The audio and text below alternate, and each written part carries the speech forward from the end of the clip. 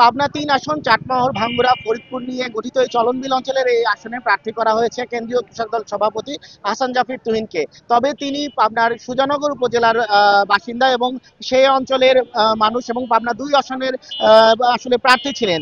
তো সে পরবর্তীকালে তাকে পাবনা ৩ আসনে প্রার্থী করা এই অঞ্চলের মানুষের মধ্যে কিন্তু একটু ক্ষোভ দেখা দিয়েছে এবং বিএনপির যারা নেতাকর্মী এবং মনোনয়ন প্রত্যাশীরা ছিলেন তারা বিএনপির এই সিদ্ধান্তকে প্রত্যাখ্যান করেছেন এবং সিদ্ধান্ত পরিবর্তনের দাবিতে তারা কিন্তু আন্দোলনে নেমেছেন এবং টানা কর্মসূচির অংশ হিসেবে আজকে তাদের নেতাকর্মীরা মশাল মিছিল বের করেছেন এবং সেই মশাল মিছিল থেকে তারা স্লোগান দিয়েছেন, আমার মাটি আমার মা, বহিরাগতকে দেব না। তো সেই জায়গা থেকে তারা বলছেন যে যদি এই মনোনয়ন পরিবর্তন করা না হয় তাহলে তারা আসলে যে কোনো সিদ্ধান্ত নিতেই কিন্তু বাধ্য হবেন এবং এই আন্দোলন থেকে তারা সরবেন না। কেননা আসলে এই অঞ্চলে মানুষের আবেগকে তারা এই সিদ্ধান্ত কষ্ট দিয়েছে। সেই কারণে আসলে সাধারণ মানুষের দাবির প্রেক্ষিতেই এই অঞ্চলে বিএনপি নেতাকর্মী যারা রয়েছেন তারা আসলে এই মনোনয়ন পরিবর্তনের দাবি জানাচ্ছেন এবং সেই প্রেক্ষিতেই এখানে কিন্তু সাবেক এমপি আনোয়ারুল ইসলাম এবং সাবেক উপজেলা চেয়ারম্যান হীরা সহ বিভিন্ন পর্যায়ে নেতাকর্মীরা উপস্থিত হয়েছেন এবং তারা কিন্তু এই বিভিন্ন স্লোগানে এই সিদ্ধান্ত পরিবর্তনের জন্য দাবি জানিয়েছেন।